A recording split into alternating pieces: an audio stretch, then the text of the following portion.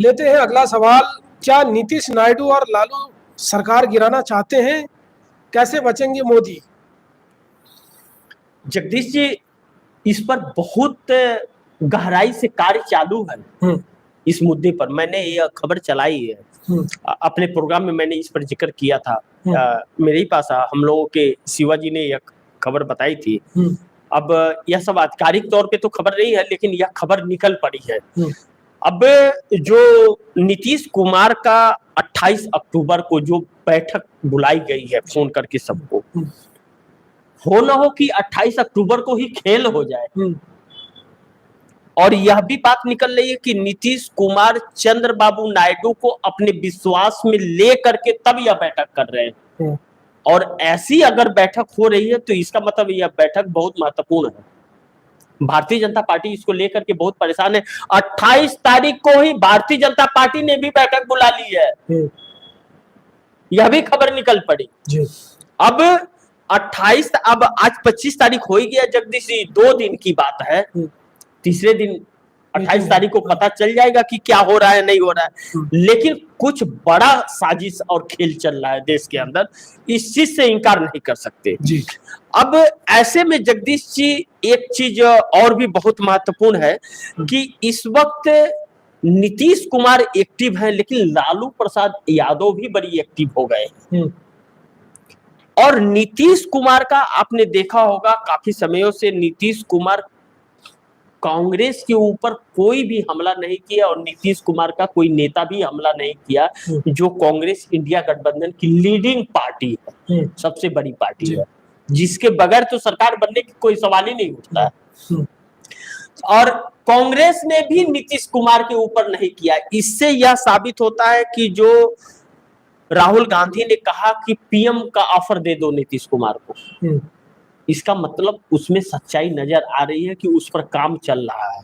यह तो सत्य है जगदीश जी की नरेंद्र मोदी को इंडिया गठबंधन कुर्सी से अब उतारने के लिए हर विकल्प ढूंढ रहा है और हर बलिदान देने के लिए तैयार है। क्योंकि जब तक मोदी कुर्सी से नहीं हटेंगे और जब तक चुनाव आयोग नहीं बदलेगा और ईवीएम बंद नहीं होगा, यह गलत लोग जो संस्थाओं पर बैठ गए हैं, ईडी, सीबीआई और इनकम टैक्स के ऊपर, यह लोग जब तक नहीं हटेंगे तब तक इस देश को आजादी नहीं मिलेगी। नहीं तो यह लोग देश का और भी बेड़ा गर्क कर जाएंगे। क्या इंडिया गठबंधन नीतीश कुमार पर भरोसा कर सकता है? बात यहाँ भरोसे की नहीं है जगदीश जी। नीतीश कुमार क्या करेंगे नहीं करेंगे वह बात की बात है। पहले मोदी को कुर्सी से हटाना जरूरी है। मोदी कुर्सी से हटेंगे, जो भी बैठेगा उसका पहला काम होगा कि ईवीएम को बंद करो, बैलेट पेपर का आदेश पारित कराओ जी। चुनाव आयोग का तुरंत इस्तीफा लो। ईडी, सीबीआई, इनकम टैक्स के हाथ से वह सारे पावर छीनो, जैसे पहले पावर नहीं थे, वह छीनो पावर। अब यह मतलब असूली पार्टी हो गई है ईडी, सीबीआई। जो कहीं कोई घटना जगदीश जी घटती थी तो लोग कहते थे सीबीआई जांच की मांग, पुलिस पे विश्वास नहीं करते थे। वह सीबीआई तोता हो गई है पिंजरे की, वह ईडी तोता हो गई है। अब पहले ईडी का स्ट्राइक रेट था, अब ईडी का स्ट्राइक रेट ही समाप्त हो गया। 95% तो विपक्ष के दलों का, सत्तारूढ़ दल के राज्यों में जाती ही नहीं है ईडी, और विपक्ष की जहां सरकारें हैं, अब देखिए झारखंड में पहुंच गई ईडी।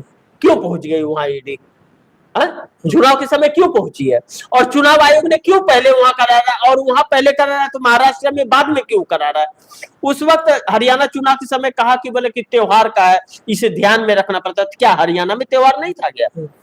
महाराष्ट्र में त्योहार था। और महाराष्ट्र में त्योहार था तो क्या अभी दीपावली का त्योहार नहीं है क्या? बीच इलेक्शन में तो पड़ा है यह त्योहार। तो क्या नाम है कि क्यों कराया? इसको कराना चाहिए नवंबर के बाद में, दिसंबर में कराता।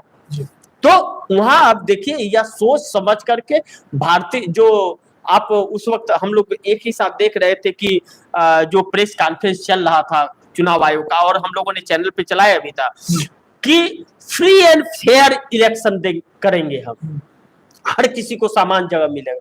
तो झारखंड में कहाँ समान जगह मिला? क्यों गई है ईडी?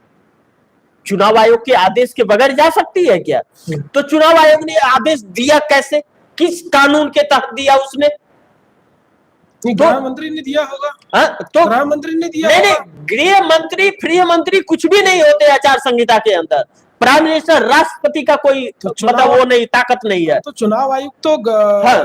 बीजेपी के लिए काम करता हाँ, है, बीजेपी के लिए काम कर रहा है, बीजेपी के लिए काम कर रहा है, इसीलिए जा रहा है। क्यों रोकेगा? तो कानून, इन लोगों के लिए कानून मायने नहीं रखते, संस्कार मायने नहीं रखते, यह गंदी सोच के लोग हैं, इसीलिए ऐसी हरकतों पर भी आ जा रहे हैं, यह सत्ता के लिए कुछ भी कर जा रहे हैं। लेकिन मैंने जैसे कि आपको कहा कि ऊपर वाले की लाठी में आवाज नहीं होती, इन लोगों का अंत अब नजदीक आ गया है, यह सच्चाई है। जी।